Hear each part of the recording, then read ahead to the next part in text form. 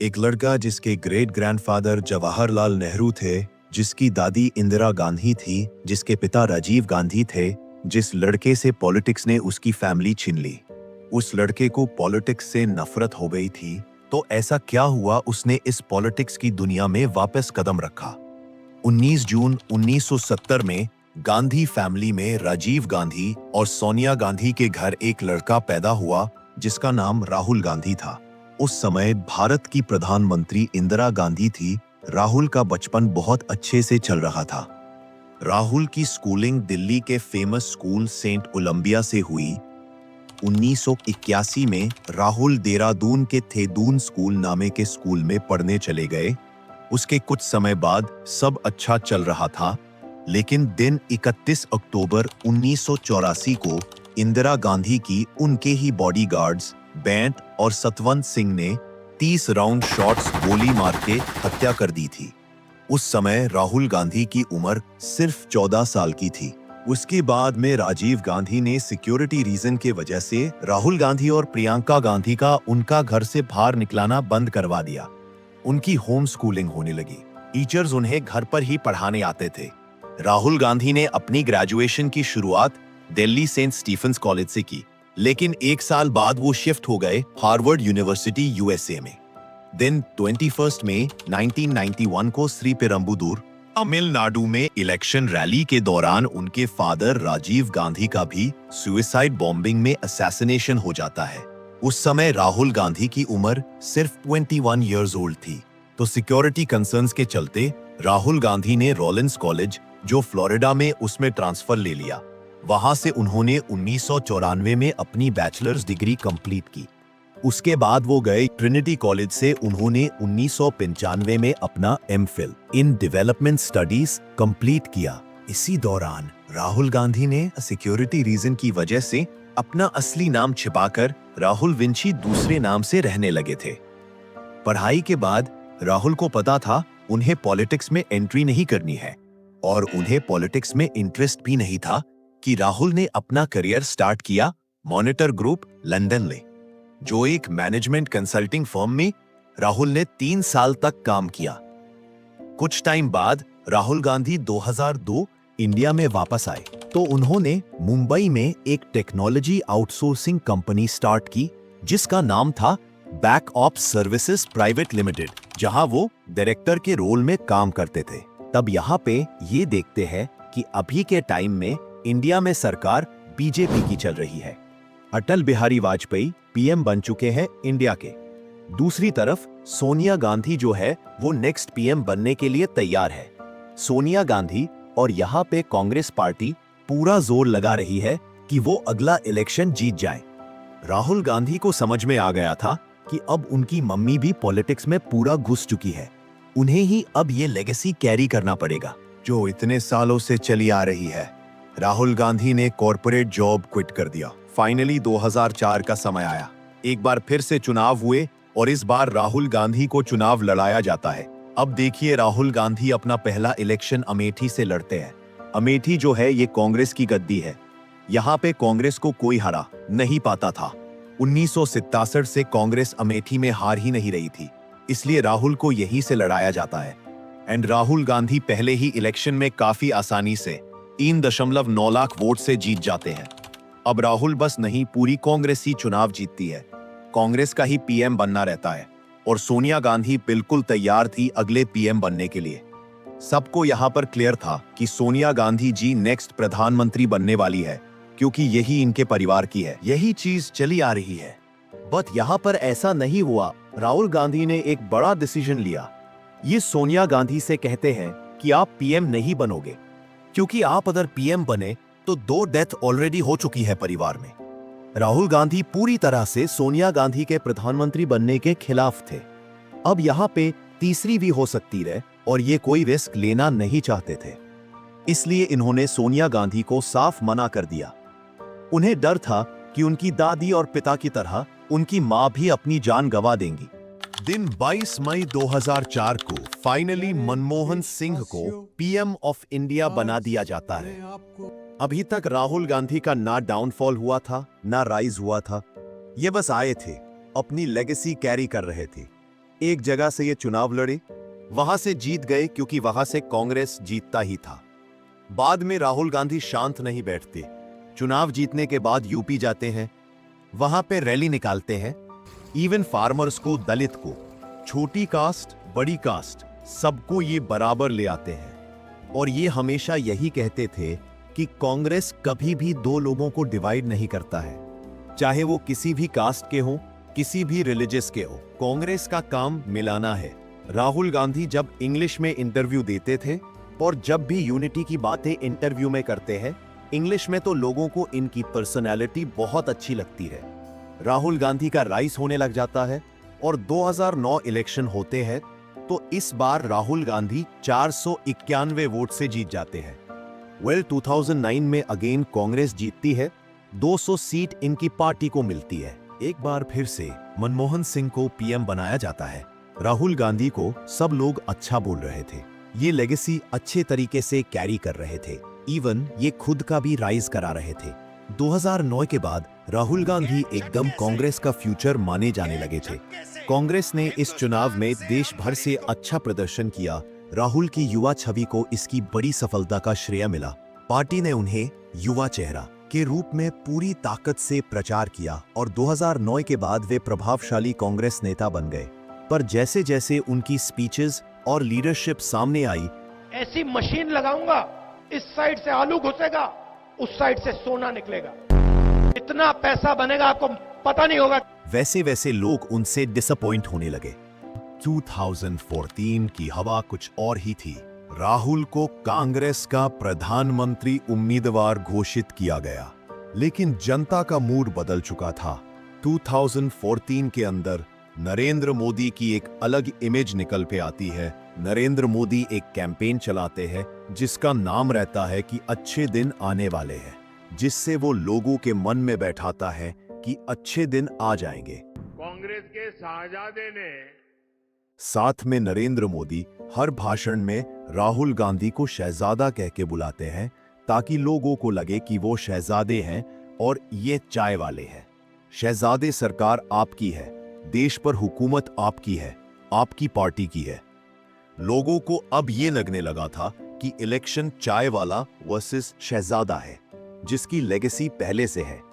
लोकसभा चुनाव में मोदी की लहर आई और कांग्रेस की लंका लग गई और पार्टी सिर्फ 44 सीटों पर रह गई, जो एक बेहद बुरी हार।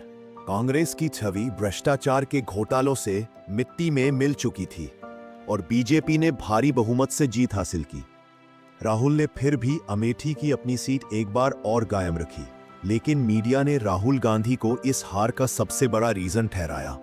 हालांकि उस समय आप राहुल गांधी का इंटरव्यू देखेंगे तो आपको समझ में आएगा कि वो बिल्कुल चिल है, इनको कोई फर्क नहीं पड़ता। और उसका कारण यही है कि इतने साल से जीत रहे हैं कि इनको लगा आगे जीत जाएंगे, अभी हार गए तो क्या होगा। कैंपेन में क्लियरली बोला था कि जनता मालिक है और मालिक ने ऑर्डर दिया है, डायरेक्शन दिया है। तो मैं सबसे पहले नरेंद्र मोदी जी को, बीजेपी को बधाई देना चाहता हूं। इनको अंदाजा भी नहीं था कि 2014 के बाद इनका ऐसा डाउनफॉल आएगा जिसको कमबैक में कन्वर्ट करने के लिए सब कुछ दांव पर लगाना पड़ जाएगा। 2014 में जैसे ही मोदी इलेक्शन जीतते हैं, पूरी मीडिया मोदी की तारीफ करने लग जाती है। बीजेपी का मेन फेस मोदी को बना दिया जाता है। इस दौर में सोशल मीडिया पर राहुल की छवि मजाक का विषय बन गई। ऐसी मशीन लगाऊंगा, इस साइड से आलू घुसेगा, उस साइड से सोना निकलेगा, इतना पैसा बनेगा आपको पता नहीं होगा क्या करना है पैसे का। खत्म, bye bye, tata, good bye, गया। Sorry sorry sorry sorry sorry. Viral videos और मीम्स ने उनकी छवि पर गहरा असर डाला। 2017-18 में उन्होंने फार्मर्स इशू, अनएम्प्लॉयमेंट और जीएसटी के खिलाफ रैली शुरू की। उनकी एक स्पीच पार्लियामेंट में वायरल भी हुई, जिसमें वो पीएम मोदी को गले लगा लेते हैं, जो कि बहुत वायरल हुई। साल 2019 के इलेक्शन के टाइम राहुल गांधी एकदम बदले हुए नजर आए। इस बार राहुल ने डिसाइड किया कि अटैक करना है और तभी उन्होंने सबसे फेमस स्लोगन का "चौकीदार चोर है" का नारा दिया। चौकीदार भागीदार नहीं है, चौकीदार चौकीदार। पूरे देश में यह स्लोगन वायरल हो गया। हर जगह पर हैशटैग "चौकीदार चोर है" ट्रेंड करने लगा। लेकिन उसके बाद राहुल गांधी ने पीएम मोदी को टारगेट करना स्टार्ट किया। उन्होंने राफेल फाइटर जेट डील को लेकर करप्शन का आरोप लगाया। लेकिन उसके बाद 2019 में राहुल गांधी ने एक रिस्की फैसला लिया। अपना ट्रेडिशनल सीट अमेठी के साथ साथ केरला के वायनाड से भी चुनाव लड़ा। अमेठी जो गांधी परिवार का गढ़ माना जाता था, जहां से राजीव गांधी, सोनिया गांधी और खुद राहुल गांधी भी बार बार जीतते आए थे। लेकिन इस बार सामने थी स्मृति ईरानी, जो ग्राउंड लेवल पर स्ट्रांगली एक्टिव कैंडिडेट थी। और जब रिजल्ट आया तो राहुल गांधी अमेठी हार गए। स्मृति ईरानी ने उन्हें 55,000 वोट से हरा दिया। ये पहली बार हुआ था जब गांधी फैमिली का कोई कैंडिडेट अमेठी से हारा हो। कांग्रेस को 2019 में भी कोई खास सफलता नहीं मिली। अंत में 2019 की हार के बाद राहुल गांधी ने कांग्रेस प्रेसिडेंट के पद से इस्तीफा दे दिया और साथ में नेपोटिज्म नाम ने उनकी छवि को और भी कमजोर कर दिया। इसके बाद 2019 से लेकर 2022 तक राहुल गांधी गायब हो गए। राहुल ने 2022 में एक साहसी कदम उठाया, भारत जोड़ो यात्रा, जो 7 सितंबर 2022 से स्टार्ट किया। यह पदयात्रा तमिलनाडु के कन्याकुमारी से निकलकर जम्मू कश्मीर तक गई। इसमें कुल लगभग 3,500 किलोमीटर पैदल सफर पंजाब, हरियाणा, राजस्थान से होते हुए जहां जहां लोग दिखे, राहुल ने उनका हाथ पकड़कर शांति, भाईचारे का संदेश दिया। Rahul Gandhi discussing issues with farmers in Punjab during the Bharat Jodo Yatra. स्थानीय किसानों के बीच राष्ट्रवादी गूंज उठी as he walked village to village. Rahul ने उनके सवाल सुने, उनसे जोड़ा और हेट पॉलिटिक्स के खिलाफ एकता का पाठ पढ़ाया। राहुल के इस अभियान ने लोगों की धारणा बदलनी शुरू कर दी। लोग उन्हें एक मैच्योर, विश्वसनीय नेता के रूप में देखने लगे। उन्हें बच्चों जैसा नहीं, बल्कि एक समाजवादी साधु की तरह देखा गया। सफेद कुर्ते पायजामे में राहुल की लंबी दाढ़ी बिल्कुल एक साधु की छवि ले आई। उन पर गांधी परिवार की थकन, नवाबी रवैया की धूल छटने लगी। राहुल ने खुद कहा, गांधी आपके दिमाग में है, मैंने मार दिया उसको। यानी वे अपनी पुरानी छवि को खोकर नए चेहरे में उभरना चाहते हैं। यात्रा ने कांग्रेस को भी नई जान दी। पुराने नेताओं में विश्वास लौटा। मीडिया में भी राहुल की तस्वीर ने एक नई जगह बनाई। सफेद टी शर्ट पहने उनके समर्थक उत्सव मनाते दिखे। यात्रा ने राहुल को पिछली छवियों से कुछ अलग कर दिया। अब जनता उन्हें युवा जोशीला के बजाय दया और एकता का पुजारी मानने लगी। आलोचक भी मानने लगे कि राहुल ने लड़ने के लिए रोड मैप तैयार किया है। राहुल गांधी की पर्सनैलिटी इतनी ज्यादा चेंज हो गई थी कि सबको लगने लग गया था कि ये बहुत मैच्योर हो गए हैं। सबको लगा कि राहुल गांधी अब पीएम बन सकते हैं, वो डिजर्व करते हैं। इतने चुनाव हारने के बाद भी वो इंसान चुनाव में रेलेवेंट बना हुआ रहता है। इसके बाद राहुल गांधी और मुद्दे उठाने लग गए। मोदी के बारे में बोलने लग गए कि अडानी अंबानी मोदी के कारण बड़े हुए हैं। ये छोटों को बड़ा नहीं करना चाहते, बड़ों को ही बड़ा करना चाहते हैं। राहुल गांधी अब सही चीज में आवाज उठा रहे थे। लगातार इनकी आवाज मीडिया दबाने की कोशिश करता रहे। इसके बाद भी इनकी आवाज लोगों तक पहुंच रही थी और ये चीज देखने को मिलती है 2024 के इलेक्शन में, जब कांग्रेस को 99 सीट मिलती है, जो डबल थी 2019 और 2014 से। इवन कांग्रेस बस को 99 सीट नहीं मिली थी। कमाल बात यह थी कि बीजेपी जो 400 का इतना ज्यादा हवा भर रही थी, उनको 400 क्या 250 सीट भी नहीं मिली थी। कमाल बात यह थी कि राहुल गांधी इस बार अपनी दोनों सीटों से जीत चुके, द रायबरेली और वायनाड। ये दोनों जगह तो जीत ही गए थे, लेकिन ये थी पॉलिटिक्स की बात। और इसके बाद एक मुद्दा उठाते हैं। कहते हैं बीजेपी के नेताओं ने कि स्टॉक मार्केट को बहुत ज्यादा मैनिपुलेट किया गया है। किस तरीके से मोदी और अमित शाह ने बोला कि स्टॉक मार्केट 400 पार होंगे। और 4 जून जैसा आपने कहा, जिस दिन चुनाव का नतीजा आएगा, आप उस हफ्ते भर में देखना कि यानी भारत का स्टॉक मार्केट के लिए उसके सारे जो उनके प्रोग्रामिंग के जो प्रोग्रामिंग वाले सारे उनके थक जाएंगे। स्टॉक लीजिए, स्टॉक ऊपर जाएगा और स्टॉक मार्केट एकदम से क्रैश कर गया। तो 6 जून के पहले आप बाय कर लेना, 4 जून के पहले वो शूट अप करेगा। होम मिनिस्टर ने सीधा कहा कि 4 जून को स्टॉक मार्केट आसमान में जाएगी, लोगों को खरीदना चाहिए। इस तरीके से इन्होंने पूरा बताया कि इन्होंने बड़े लोगों का पैसा बनवाया, छोटे लोगों का पैसा यहां डूबा है, और ये चीज सही भी लग रही थी सबको। प्रधानमंत्री ने 2-3 बार 4 बार देश को कहा कि स्टॉक मार्केट तेजी से आगे बढ़ने जा रही। होम मिनिस्टर ने सीधा कहा कि 4 जून को स्टॉक मार्केट आसमान में जाएगी, लोगों को खरीदना चाहिए।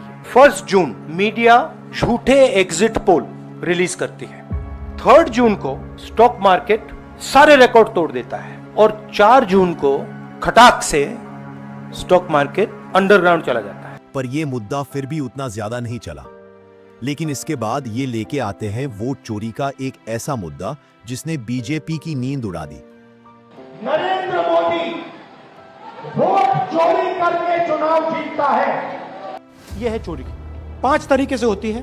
Bulk voters in single address, single bedroom का घर है, 80 वोटर रह रहे हैं उसमें, अलग अलग नाम, अलग अलग परिवार, और जब हम वहां जाते हैं हमें बताया जाता है यहाँ पे 80 लोग नहीं रहते, यहाँ पे ये लोग हैं ही नहीं, कोई नहीं जानता है। देखिए, जब ये वोट चोरी का मुद्दा लेके आते हैं तो ना इलेक्शन कमीशन के पास कोई जवाब रहता है, ना मोदी के पास। किसी के पास कोई जवाब ही नहीं था। सबको एक्चुअली में सही लगने लग गया, क्योंकि जब जवाब ही नहीं दे रही है अपोजिशन, तो ये सही होगा कि उन्होंने वोट चोरी की है। जब सबने बोला सीसीटीवी कैमरा चेकिंग के लिए, जब इलेक्शन कमीशन ने अपनी मीटिंग में बोला, क्या अपनी माताओं, बहुओं, बेटियों सहित किसी भी मतदाता की सीसीटीवी वीडियो चुनाव आयोग को साझा करनी चाहिए क्या? क्या ही लॉजिक है। कैसे हम अपने माताओं बहनों की तस्वीरें साझा कर सकते हैं, वो भी कैसी तस्वीरें? वोट डालने की तस्वीरें। जब खुद सरकार चाहे तो वह घुस जाती है आपके घर में जब बात टैक्स की आती है। 1 अप्रैल 2026 से इनकम टैक्स डिपार्टमेंट के पास में इतनी अथॉरिटी होगी कि वो किसी भी टाइम आपके सोशल अकाउंट्स को चेक कर सकते हैं। Personal email, bank account, trading account, investment account, सारी चीजों को एक्सेस कर सकते हैं। अब आप खुद सोचो, आपके फेसबुक इनबॉक्स, आपके इंस्टाग्राम डीएम्स, आपके पर्सनल ईमेल्स, ट्रेडिंग अकाउंट के पासवर्ड्स, तब इसमें प्राइवेसी की बात नहीं आएगी। अब बिहार में अभी इलेक्शन होने वाले हैं, और बिहार के इलेक्शन से सेंट्रल की गवर्नमेंट तक पलट सकती है। इसी टाइम पे राहुल गांधी ने इतना बड़ा मुद्दा उठाया है कि अपोजिशन के पास कोई जवाब नहीं है, और बिहार में चुनाव होने वाले हैं। मतलब अभी बहुत ज्यादा दिक्कत में आ गई है सामने वाली गवर्नमेंट। और इसी को देखते हुए नीतीश कुमार ने बिहार में बोला है कि 10,000 रुपए डालेंगे महिलाओं के अकाउंट में। राहुल गांधी आज आवाज उठा रहे हैं। देखते हैं आगे क्या होता है। तो दोस्तों, यही था आज का हमारा ये वीडियो। अगर आपको ये वीडियो पसंद आया तो प्लीज हमारे चैनल को लाइक और सब्सक्राइब करके बेल आइकॉन जरूर दबा दीजिएगा। अगर कोई गलती आपको नजर आए तो नीचे कमेंट जरूर कीजिएगा, हम अगली बार सुधारने की कोशिश करेंगे।